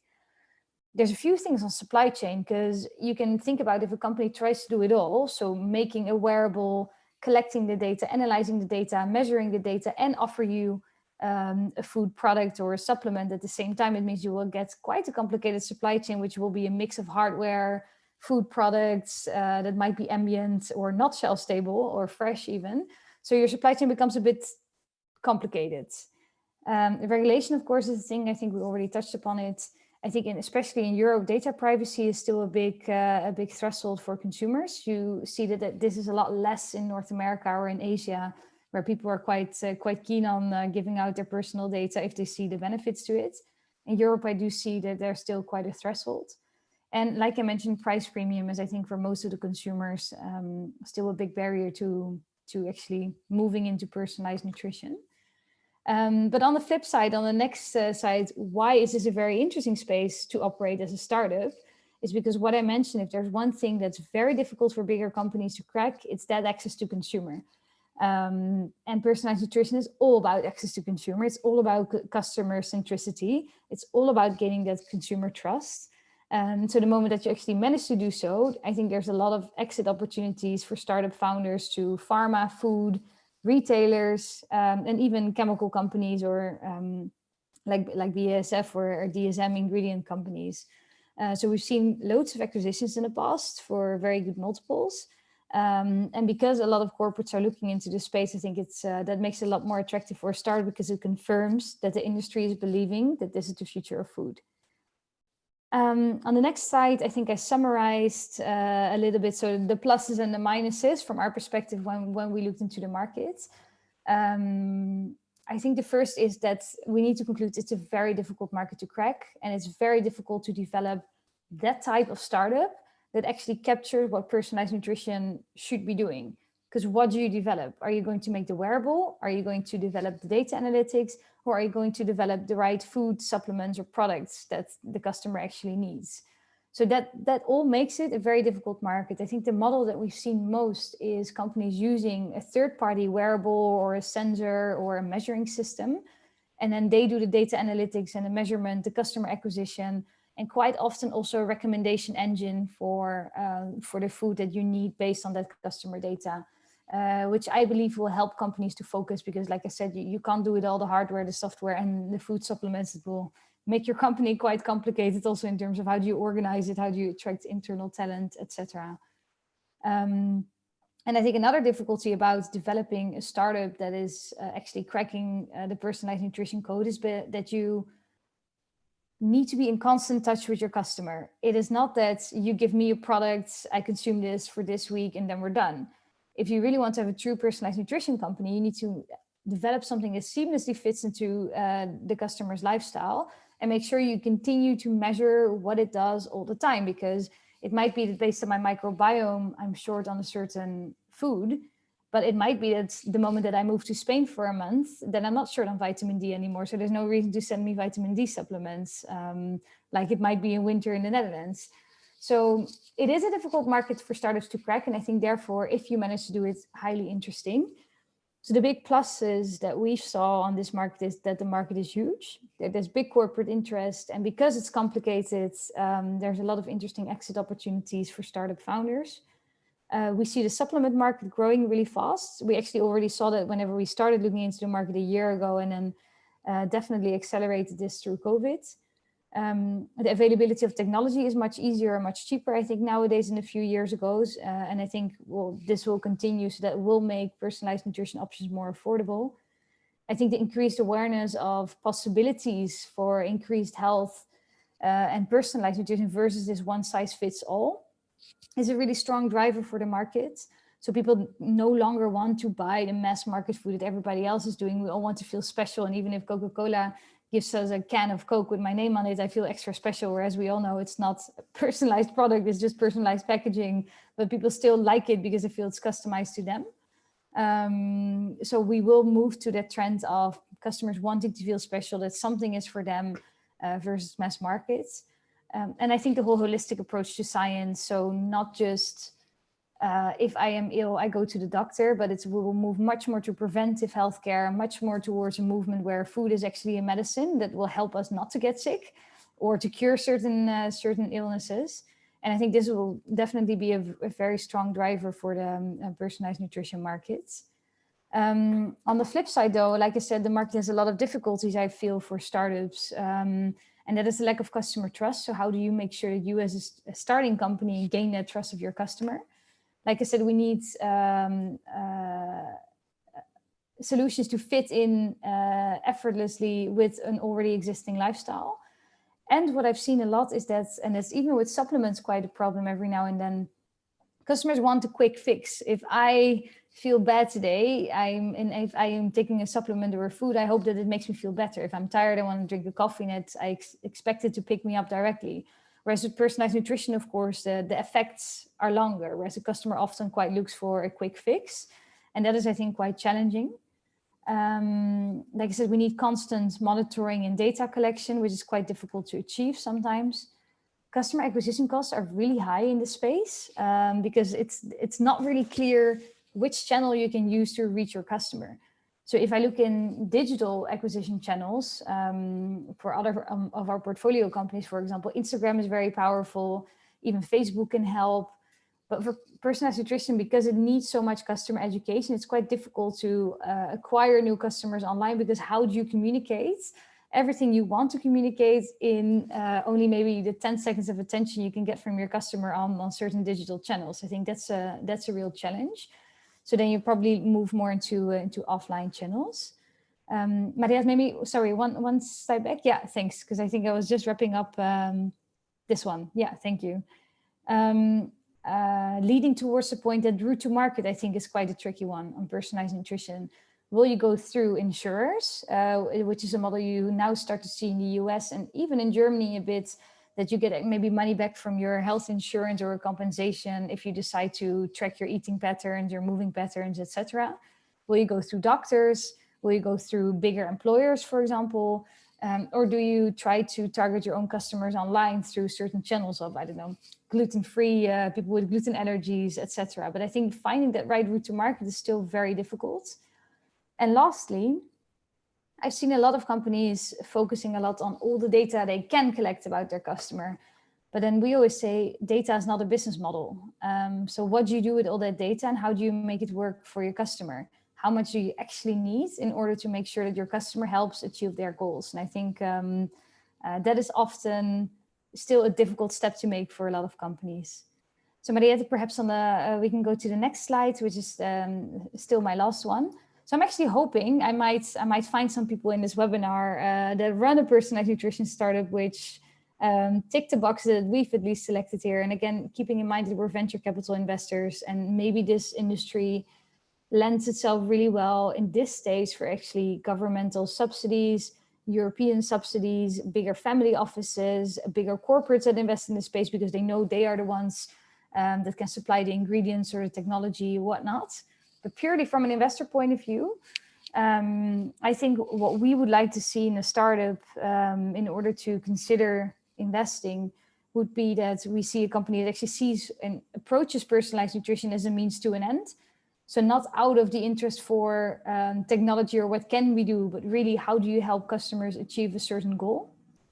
I think scalability is a real issue due to the high customer acquisition costs, a lot of education that needs to be done. Do you think you can build a company that can get like a 5 million revenue threshold? Because so far we've seen a lot of earlier stage companies, but we haven't really seen that company that actually went through that ceiling. How do you bring value in a seamless way? So how do you develop something that seamlessly integrates with a customer's lifestyle so that it doesn't feel as an add-on, but it's something that's very easy for customers to adapt to? And like I said, route to market. One of my conclusions was when doing this research is probably it's best to start with either a group of patients or a group of professional athletes, but people who have a really, really clear goal. So the goal is not, oh, I would like to feel a little bit more energized, but the goal is no, and now I want to be able to run this marathon with a stronger time without getting tired. I want to increase my endurance. Or it is, I'm diabetic and therefore I need to watch my food and I need to monitor my glucose index better, but really start with that group that has a very clear goal. Because people are not going to pay money for money and do all the effort of measuring themselves and checking all of their data just to feel a little bit better. So I think the key is to start with that customer group with a clear goal and then expand from there. And I think that's a wrap from my side. All I had to share. I'm happy to answer any questions. And like I said, if there is any startup in the audience that thinks they tick the boxes or at least want to talk further about this topic, feel free to drop me an email with your pitch deck and with your proposal, and I'm more than happy to take a look at it. Fantastic. Thank you, Saskia. We do have one question, and I think you can answer this really from your investor head in terms of business model. What kind of business model and the potential, is the best to partner within an ecosystem or with another company? Is there something specifically you look for that you prefer? Yeah, I find this difficult. And I already told Nard when he called me about this webinar, that I said, I don't even know what an ecosystem is and how we could possibly finance this. Because I think that's quite tricky. And I see it from an academic point of view, and I see it for a bigger corporate, how an ecosystem can bring value to the customer. And ultimately, of course, also for the people behind the ecosystem, because otherwise they wouldn't have any incentives. I think for us, if we would invest into some sort of ecosystem approach, it needs to be very clear who is doing what in that ecosystem, who owns the data, who owns the IP, who owns the customer relationships, and what is it really that you would invest in? Because of course, it's difficult for an investor to invest in an ecosystem of 6 companies, because then where's the money going to go to, and on whose bank account am I going to transfer it? If the company will get sold one day, what will happen to the proceeds? So yes, I do believe that cooperation is probably necessary, but I would see it more in chunks of the value chain of personalized nutrition. So probably more collaboration on a wearable company with a data analytics company, with a supplement company. And those can be 3 different ones, but I do think it needs to be very, very clear who owns what part of the supply chain and what are we building in the end. Great. Okay. Our next question is a little bit of a tricky one. Is it possible to establish business models on data without owning them? I would need to think of how, but I guess you would be able to, as long as you have access to the data, right? So I wouldn't really know how to answer. I don't think you need to have the database of all customers on your laptop necessarily to develop a good product. As long as you know, okay, gluten-free people react to a certain way to this food, so maybe to that customer group, I can develop this food product. So I don't necessarily think you need to be the ultimate owner unless you have access to that data. And you, like I said, you continue to monitor the customer data. So you do need to have some form of access, I think, in order to develop a product that is really truly personalized and remains personalized throughout the journey. Great. Okay, we'll leave it that, and then we have about 17 minutes for the panel discussion. I think that all the talks are so interesting. So, Nard, I'll let you introduce the panel. Absolutely. Well, everyone is introduced, so that's no problem. We would like to hear a little bit in more detail, and all of the panel members, so Saskia and Alessandro, please unmute. It would make the discussion, I think, easier, and I hope we don't have too much background noise. So, because we very shortly introduced, of course, Alessandro's private personalized nutrition company, and I was actually really interested to learn a little bit more, and also perhaps linking that to these ecosystems. So, can you very shortly explain your own, or the personalized nutrition company you are involved with, and how you see that in a larger ecosystem? Well, thank you. Thanks also to the other speakers for a great talk. Very interesting. Always an opportunity to learn from all of you. Incredibly interesting. So what we're doing, myself and my partner is a certified dietitian, an Italian dietitian with thousands of patients, and he's been in nutrigenomics for probably 20 years now. So we started from his base of thousands and thousands of patients to start developing the idea. Instead, I have my academic background. I was in corporate marketing before, and I've been on a diet since I was a kid. So I'm sort of mass market consumer. I've been trying to stay on a diet since I was a kid, and I don't do it. So I need to find a way to make it as frictionless and mindless as possible. So that was the starting point. So we are developing now a platform, I just use that term, for personalized nutrition, in the sense of that we provide a user interface. So now we are releasing the native app in a month, but we've been going on with beta users for a couple of years with a web app for focusing on tracking, mindless tracking, I call it, mindless diet tracking, which is, for me as a user, is the most painful point. So all the other, I've used hundreds of apps, and I really don't want, as a mass market user, to keep tracking beyond the point, unless I'm like training for a marathon, which I don't, unless I do something very specific, inserting data on food, grammage, etc., in multiple occasions for consumption is incredibly painful. So we built a system to simplify that particular pain point for the patients. And then we started building an ecosystem of product services around this sort of user interface. So with three characteristics. One is personalized food assistant. So we started developing chatbots in 2017. So that's where we focus our prototyping. And the chatbot is semi-automatized. So part of the data tracking is sort of helped by the chatbot, because you follow your diet plan very easily to the chatbot. It's a sort of one-click system per meal. And if you want, you can add more data, text, visual, barcode, whatever, that will be progressively added. And the second leg is omni-channel shopping experience. So set of product services, omni-channel. So the first one we launch is gourmet ready meals. And then now we are developing with a partner meal kits. So we are also looking at entering into testing into managed apartments and hotels. And the third one is personalized ads that will come later. So it's kind of, once you have the data about the day-to-day tracking, you can build a lot of extra stuff for third parties. And we are also building a layer of gamification. I really believe that personalized nutrition will become easier if there is a mix of pull and push mechanisms. So push means you follow the diet and I send you notification, suggestion, all these kind of other things. And pull is the products that makes it easier in different consumption opportunities. And the gamification system is the oil.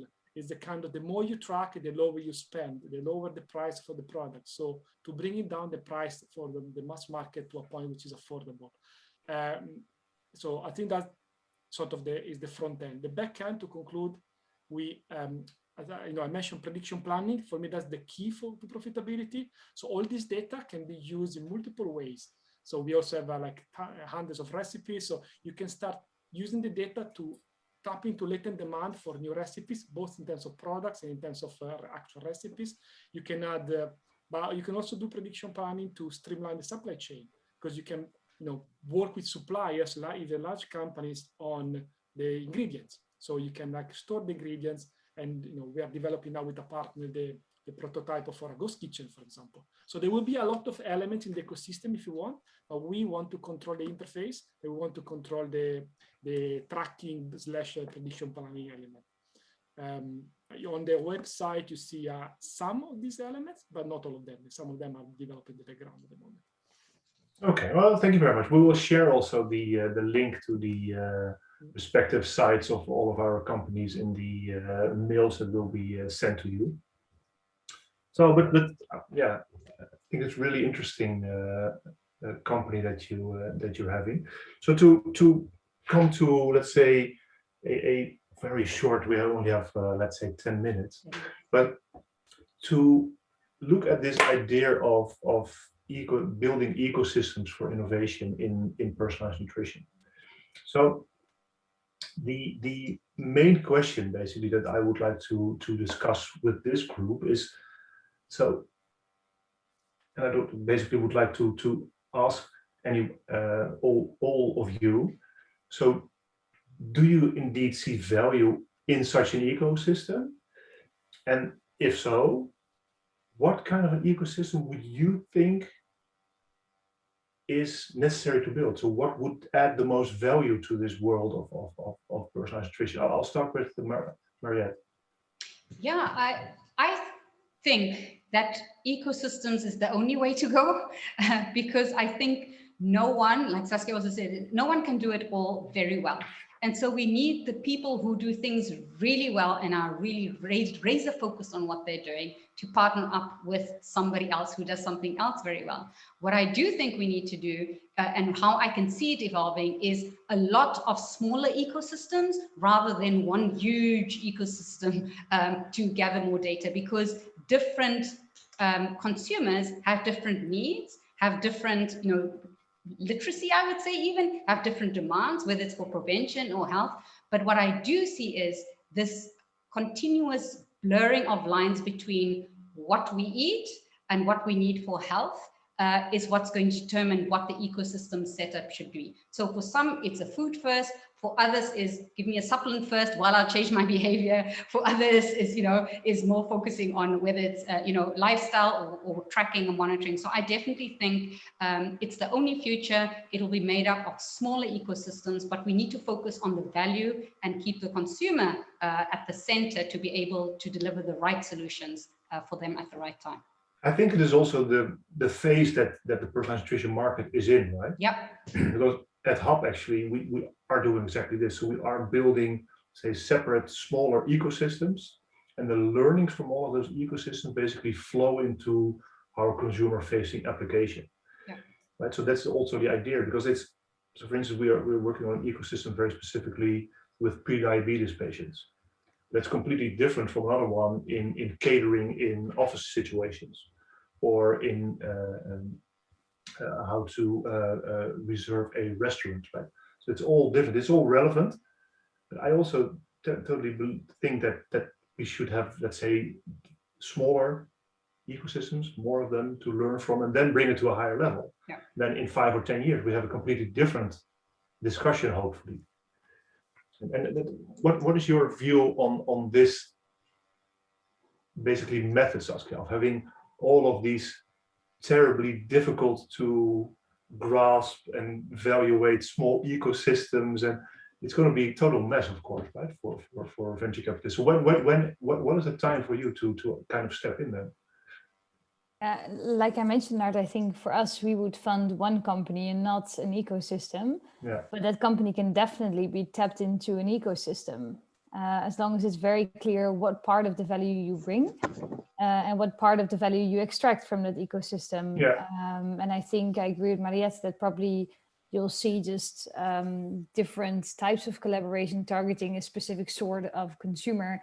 So whether you want to tackle the super fit people who already have this Apple Watch that measures everything, you probably need a different product to satisfy those customers and indeed diabetic consumers. So I don't really believe into like one big platform where everybody is working together, but nobody really knows who's doing what.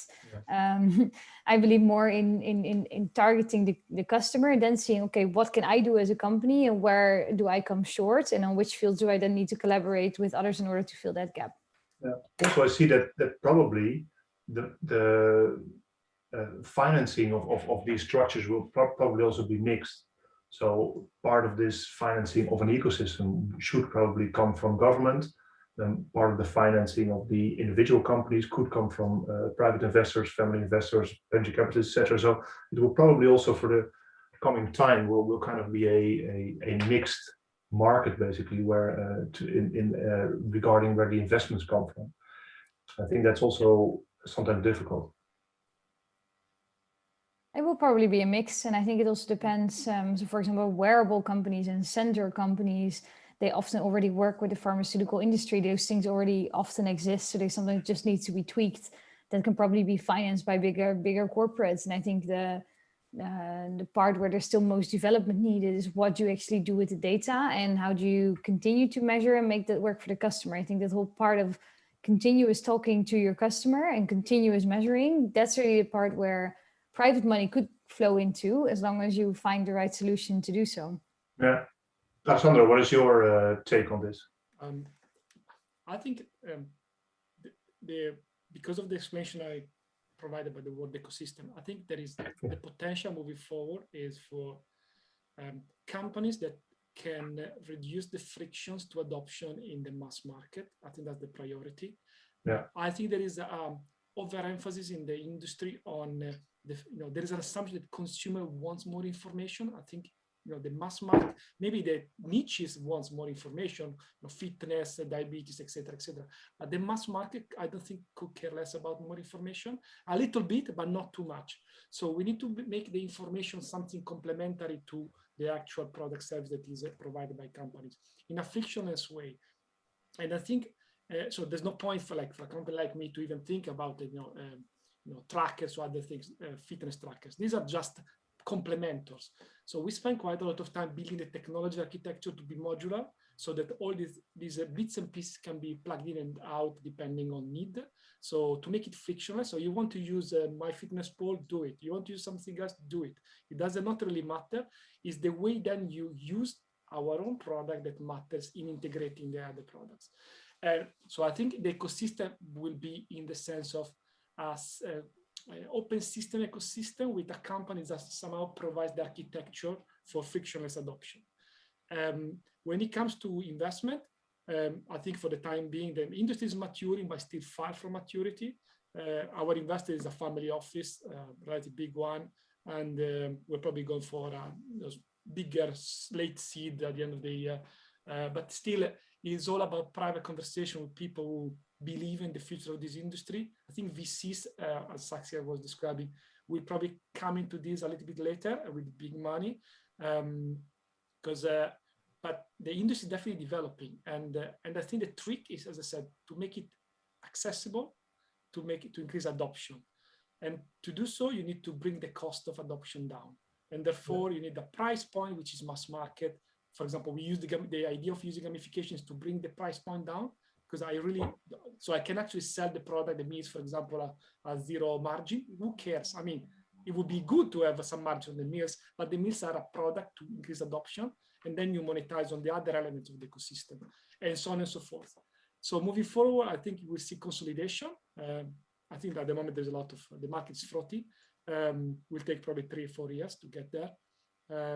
But that's probably why it's interesting investing in resources and time. Yeah, I definitely think from my point of view, this is a very interesting time for to invest in this field. And one of the problems I think everyone in this field is also has to deal with is that there is not yet a clear definition of the market of personalized nutrition, right? So if you are talking about personalized nutrition, then as Saskia also said, we had a lot of difficulty, and we had that too in our decks towards investors. What is the market? What is the size of the personalized nutrition market? What do we count as personalized nutrition and what not? And also, what are the legislative barriers or constraints of personalized nutrition? What is needed in scientific evidence? What is needed in let's say communications, and what is needed in the level of knowledge on consumers. And so there's so much unknown, right? If you're talking about, let's say, the food or retail market, everyone kind of knows what you're talking about. If you're talking about the personalized nutrition market, there's still a lot is still unknown. And we also encountered that in talks with investors, that you really need someone to kind of sit back and believe your story, see the vision, that who is willing to help you. Because if you really start drilling down on, let's say, cost structures and market sizes and growth opportunities, it's really difficult to really pin it down and to put a number to it. I think the most important thing is to be able to show investors that you can find customers that are willing to pay for your technology and for your solution. Yeah. Because it's not about what we can do, it's about what we should do. And of course, everybody would say, if you ask them, it's the same as if you ask people, are you vegan? They say, oh yeah, I'm vegan or I'm flexitarian. But then they would go to the supermarket and buy meats. So the proof is always in the pudding. Will customers pay for it? And they will tell you, yes, of course, and it's very important. My health is so important, unless they see the price. And I think the key for startups is just, can you show that you have retaining customers who continue to pay for your products? And that would give the comfort, like, hey, there's actually a business model in here. I totally agree. I would like to actually finish with this great remark by Saskia, because I mean, I couldn't have put it any better. And I will give the floor to Mariette just for the closing remark. Yeah, thanks, Nard, and thanks, Saskia. Thanks, Alessandro. I think it was that 2 hours went by so fast. Great insights. And I think for all the listeners, thank you so much for giving 2 hours of your time to listen to this topic on ecosystem. I think we agree that personalized nutrition is really emerging. Ecosystems really play an important role in the growth of the personalized nutrition industry.